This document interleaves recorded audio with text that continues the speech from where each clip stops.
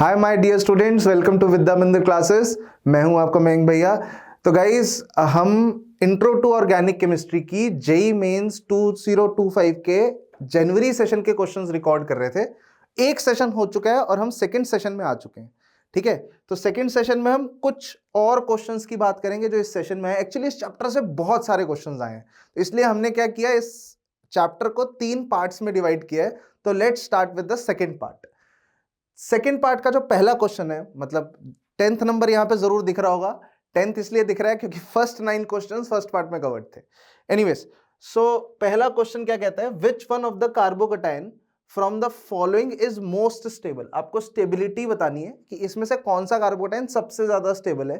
तो यहाँ पे काफी सारे कार्बोकेटाइन मुझे अच्छे अच्छे लग रहे हैं। जैसे पहले केस की अगर हम बात करते हैं तो यहाँ पे ऑक्सीजन का लोन पेयर है, तो ये प्लस एम इफेक्ट दिखाएगा और इस कार्बोकेटाइन को स्टेबल कर देगा। ठीक है, ऐसे ही यहां पे फ्लोरीन का लोन पेयर है, ये भी प्लस एम इफेक्ट दिखाएगा, इस कार्बोकेटाइन को स्टेबलाइज कर देगा। थर्ड केस में बात करते हैं, यहां पे भी ऑक्सीजन का लोन पेयर है, ये भी प्लस एम दिखाएगा और इस कार्बोकेटाइन को स्टेबलाइज कर देगा। लेकिन हाँ, यहां पे एक प्रॉब्लम ये आ रही है कि ये ऑक्सीजन का लोन पेयर इस साइड भी रेजोनेंस कर सकता है और ये ऑक्सीजन का लोन पेयर इस साइड भी रेजोनेंस कर सकता है। तो इसके पास एक्चुअली में मल्टीपल ऑप्शंस हैं कि वो लेफ्ट में भी रेजोनेंस कर सकता है, राइट में भी कर सकता है। ठीक है, अब यहां पे आ जाते हैं। यहां पे ऑक्सीजन का लोन पेयर बेचारा कुछ नहीं कर पाएगा क्योंकि कोई कॉन्जुगेटेड सिस्टम ही नहीं बना हुआ। तो स्टेबिलिटी की अगर हम बात करें तो ये तो मतलब बिल्कुल ही आउट ऑफ द क्वेश्चन लग रहा है। बाकी के 3 की अगर हम बात करते हैं गाइज, ये भी मुझे लग रहा है उतना अच्छा नहीं है, क्योंकि यहां पे ऑक्सीजन के जो लोन पेयर्स हैं ये लेफ्ट साइड भी रेजोनेंस कर रहे हैं, राइट साइड भी कर रहे हैं, मतलब फोकस एक साइड नहीं है। यहां पे हम इस केस को बोलते हैं पैरेलल रेजोनेंस या फिर कंपीटिंग रेजोनेंस। ठीक है, तो ये तो उतना बढ़िया नहीं है। ठीक है, पहले और दूसरे में कंपीट करा जाए तो पहले केस में ऑक्सीजन का लोन पेयर है जो प्लस एम दिखा रहा है, दूसरे केस में फ्लोरीन का लोन पेयर है जो प्लस एम दिखा रहा है। ऑब्वियसली ऑक्सीजन का lone pair is better because oxygen is less electronegative. तो इसमें अगर बात की जाए सबसे स्टेबल कार्बोकेटाइन की, तो this is the answer. Next question पे चलते हैं।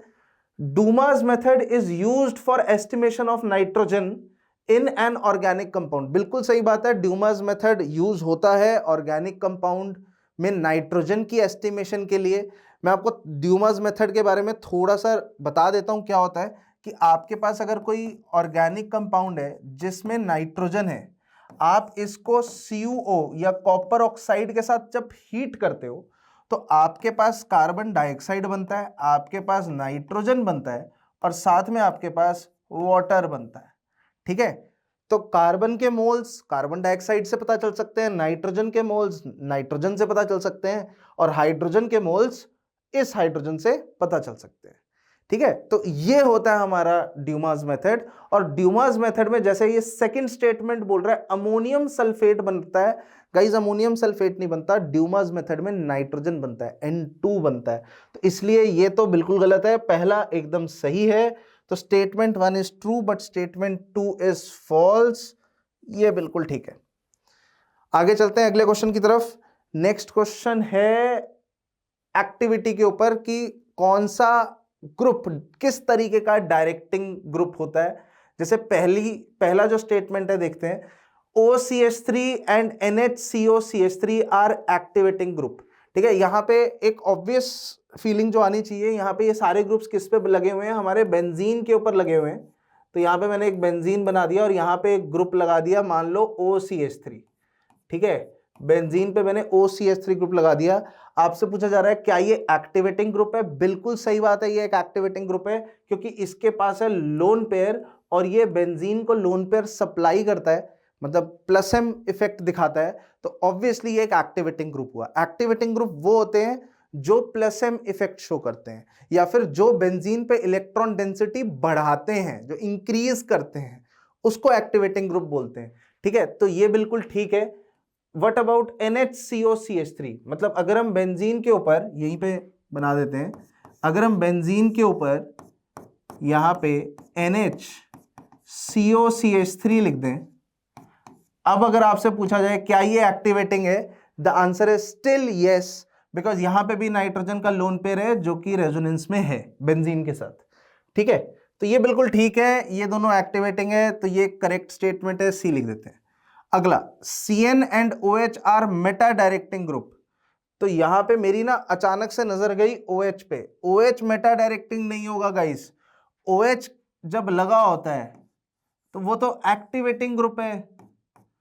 मतलब मैं यहां पे ड्रॉ करके दिखाता हूं, जैसे यहां पे ऑक्सीजन के लोन पेयर है, और जब ये रेजोनेंस करेगा तो ये तो ऑर्थो पे नेगेटिव जाएगा, और ये जो ऑर्थो का नेगेटिव होगा वो रेजोनेंस होके पैरा पे आएगा। तो OH is an activating group but it is a ortho para directing group. Negative कहां पे आ रहा है? ऑर्थो और पैरा पे आ रहा है। तो इलेक्ट्रोफाइल कहां डायरेक्ट होगा? ऑर्थो और पैरा पे डायरेक्ट होगा। तो OH is activating and ortho para directing. तो ये तो गलत हो गया, मेटा डायरेक्टिंग नहीं है, तो ये गलत है, तो ये इनकरेक्ट ऑप्शन है आपका। अगला, cyanide and SO3H are meta directing group. ये मेरे को ठीक लग रहा है। अब मैं बताता हूं कैसे, कि अगर आपने साइनाइड ऊपर लगा दिया इस तरीके से, ठीक है, अब आपको पता है जो रेजोनेंस होगी बेंजीन के साथ, बिकॉज ये एक -M वाला ग्रुप है, तो जब रेजोनेंस होगी तो ये पाई बॉन्ड बाहर की तरफ इस तरीके से रेजोनेंस करेगा, जिसके कारण ऑर्थो पे क्या चार्ज आ जाएगा? प्लस, है ना, ऑर्थो पे प्लस चार्ज आएगा, और ये प्लस रेजोनेट होके पैरा पे भी जाएगा। मतलब पाई बॉन्ड्स जब ऊपर की तरफ शिफ्ट होंगे तो ऑर्थो पैरा पे प्लस चार्ज आएगा। तो अब इलेक्ट्रोफाइल जो आ रहा है वो कहां पे अटैक करेगा? ऑर्थो पैरा पे नहीं करेगा, मेटा पे करेगा। तो साइनाइड एक मेटा डायरेक्टिंग ग्रुप है, बिल्कुल ठीक है। एंड SO3H का भी सिमिलर एनालिसिस होता है, क्योंकि SO3H भी एक -M का ग्रुप है, तो SO3H भी एक मेटा डायरेक्टिंग ग्रुप है, ये भी बिल्कुल ठीक है, तो एक करेक्ट स्टेटमेंट है। अगला, एक्टिवेटिंग ग्रुप्स। अगला स्टेटमेंट देखेंगे, activating groups acts as ortho and para directing group. बिल्कुल ठीक है। अगर कोई एक्टिवेट कर रहा है, जैसे OH है, OCH3 है, NHCOCH3 है, इतने एग्जांपल्स हमने देख लिए। अगर कोई एक्टिवेटिंग ग्रुप है तो वो ऑर्थो पैरा डायरेक्टिंग होगा, ये बिल्कुल ठीक है। तो इसके आगे भी हम C लिख देते हैं, बिल्कुल ठीक लग रहा है। ठीक है, आगे चलते हैं। Next is halides are activating groups. ये गलत हो गया, हेलाइड्स आपके एक्टिवेटिंग ग्रुप्स नहीं होते। हेलाइड्स तो उनका -I इफेक्ट डोमिनेट करता है, ठीक है, +M होता है लेकिन -I डोमिनेट करता है, जिसके कारण ओवरऑल इलेक्ट्रॉन डेंसिटी वो बेंजीन से खींच लेते हैं। तो एक्टिवेटिंग ग्रुप्स नहीं है, वो डीएक्टिवेटिंग ग्रुप्स हैं। तो ये इनकरेक्ट हो जाता है। इसका आंसर A, C और D है। अगर करेक्ट देखना है A, C, D, इसका आंसर थर्ड हो जाएगा। ठीक है, अगले क्वेश्चन की तरफ चलते हैं। इन द गिवन स्ट्रक्चर्स, सबसे आसान क्वेश्चन हाइब्रिडाइजेशन के ऊपर, बताइए कितने sp और sp2 हाइब्रिडाइज्ड कार्बन है रिस्पेक्टिवली। तो स्टार्ट करते हैं कोने से, पकड़ लेते हैं। ये क्या है भाई साहब? ये sp3 है, ठीक है। ये क्या है? sp2 है, बिकॉज sp2 होगा ना, बिकॉज 3 ही सिग्मा बॉन्ड है। यहां पे 4 सिग्मा बॉन्ड है, 3 हाइड्रोजन के साथ भी है। ये भी sp2 है, ठीक है, ये भी sp2 है। ये जहां पे sp2 है वहां पे 2 लिख रहा हूं, जहां पे sp3 है वहां पे 3 लिख रहा हूं, ठीक है। ये sp3 है, 4 सिग्मा बॉन्ड 2 हाइड्रोजन के साथ। ये sp है, ये sp है, ये भी sp है, ये sp2 है, ये भी sp2 है, ये sp है। और आपको कार्बन एटम्स ही बताने थे ना। चलो स्टार्ट करते हैं। सबसे पहले sp का काउंट लेते हैं। sp कितने हैं हमारे पास? 1, 2 और 3, 3 sp हाइब्रिडाइज्ड कार्बन है। तो ये दोनों ठीक लग रहे हैं अभी तक। और sp2 की बात करते हैं, 1, 2, 3, 4, 5 sp2 हैं, तो इसका आंसर 4 हो जाएगा। एक बार फिर से काउंटिंग चेक कर लेते हैं। sp जो है हमारे पास यहाँ पे सिर्फ 1, 2 और 3 है। और sp2 की बात करते हैं तो 1, 2, 3, ये नहीं है, नहीं है, 4 और 5 sp2, बिल्कुल ठीक, आंसर 4 होगा इसका। ठीक है, अगले क्वेश्चन की तरफ चलते हैं। The hydrocarbon with molar mass 80 and 90% carbon has dash degree of unsaturation. मतलब आपके पास एक हाइड्रोकार्बन है, हाइड्रोकार्बन का मतलब होता है CXHY टाइप की चीज है। हाइड्रोकार्बन मतलब CXHY टाइप की चीज है, और इसका मोलर मास 80 दिया हुआ है, ठीक है, जिसमें कार्बन कितना है? 90%। 90% की अगर हम बात करें तो इट इज 0.9 इंटू 80, इसका मतलब 72। ठीक है, दैट मीन्स हाइड्रोजन कितना है, हाइड्रोजन 10% है, it is equal to 0.1 into 80 which is equal to 8। That means carbon के 6 एटम्स हैं, 72 डिवाइडेड बाय 12 करोगे तो कार्बन के 6 एटम्स आ जाएंगे और हाइड्रोजन के 8 एटम्स आ जाएंगे। तो अगर इसके बेसिस पे हमें डिग्री ऑफ अनसैचुरेशन निकालनी है तो हम निकाल सकते हैं, है ना। C6H14 एक एल्केन का फॉर्मूला होता है, मतलब एक बहुत इजी तरीका है करने का कि C6H14, क्योंकि ये होता है ना, एल्केन का फॉर्मूला क्या होता है, CnH2n+2, है ना, यही होता है ना। तो C6 अगर n की वैल्यू 6 है तो ये 14 हो जाएगा, तो C6H14 एल्केन का फॉर्मूला है। और इसके बीच में कितने हाइड्रोजन का डिफरेंस है, 6 हाइड्रोजन का डिफरेंस है। ठीक है, 6 हाइड्रोजन का डिफरेंस मतलब 3 डिग्री ऑफ अनसैचुरेशन का डिफरेंस है। तो इसका आंसर 3 आ जाएगा। ठीक है, आई होप सबको समझ आ गया क्या किया गया यहां पे कि 80 हमारा था मोलर मास, तो इसके अंदर कार्बन कितना है 72, हाइड्रोजन कितना है 8, तो यहां से एक फॉर्मूला आ गया हमारे पास C6H8। अब इस फॉर्मूले की हमें डिग्री ऑफ अनसैचुरेशन निकालनी है। ठीक है, तो हम C6H14 से डायरेक्टली कंपेयर करके भी निकाल सकते हैं, बाकी इसका एक फॉर्मूला भी होता है। ठीक है, वो उस फॉर्मूले की हमें यहाँ पे जरूरत है नहीं। ठीक है, वैसे एक फॉर्मूला क्या होता है, C+1 minus H+X minus N/2। तो ये एक डिग्री ऑफ अनसैचुरेशन का फॉर्मूला होता है। एक बार पुट करके भी देख लो इस फॉर्मूले में आंसर आ रहा है कि नहीं आ रहा है। तो 6+1 माइनस, हेलोजन नहीं है हमारे पास, नाइट्रोजन नहीं है, हाइड्रोजन है, तो 8/2 ये चीज आई। तो 7 - 4 द आंसर इज 3। तो फॉर्मूले से भी आंसर 3 आ रहा है और कंपैरिजन से भी आंसर 3 आ रहा है। ठीक है, अगले क्वेश्चन की तरफ चलते हैं। केरियस मेथड पे सवाल है, केरियस मेथड पे काफी सवाल आए हैं, है ना। तो एक और सवाल है, in Carius method of estimation of halogen 0.25 grams of organic compound gave 0.15 grams of silver bromide।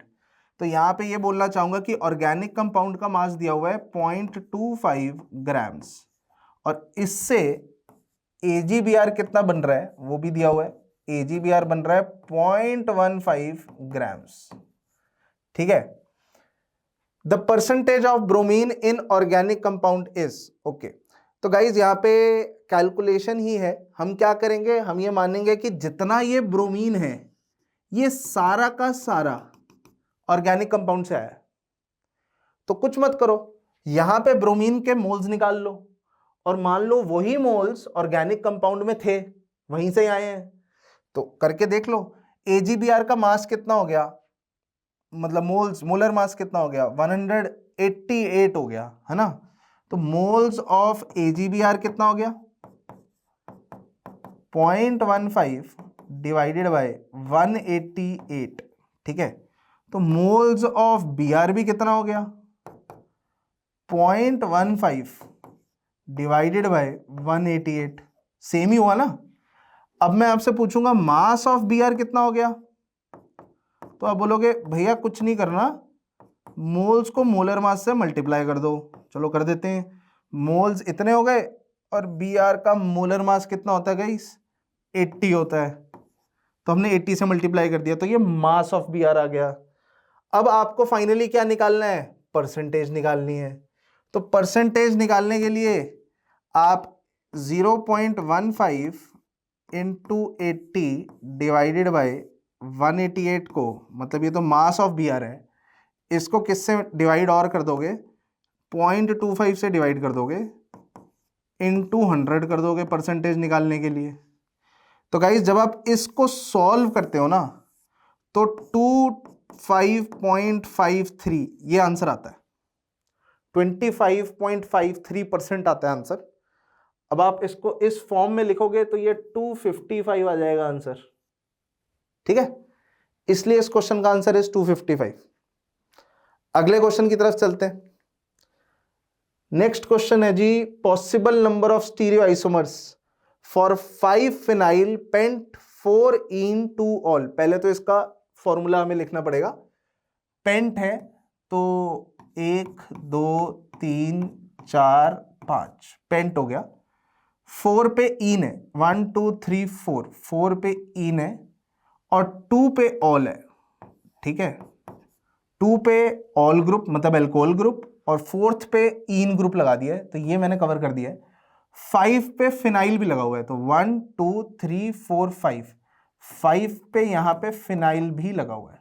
Okay, तो गाइस हमने स्ट्रक्चर तो बना दिया है, अब आपको इसमें नंबर ऑफ स्टीरियो आइसोमर्स निकालने हैं। तो कहानी कुछ ऐसी है कि यहां पे मुझे एक डबल बॉन्ड दिख रहा है जिसके अबाउट सिस और ट्रांस पॉसिबिलिटी है, और यहां पे मुझे कायरल कार्बन दिख रहा है। कायरल कार्बन में भी 2 पॉसिबिलिटीज आ जाती है ना, एक डेक्स्ट्रो की और दूसरी लीवो की। तो टेक्निकली टोटल पॉसिबिलिटीज कितनी आ गई? 2 × 2, द आंसर इज 4। तो इसका भी आंसर 4 हो जाएगा। 2 × 2 4।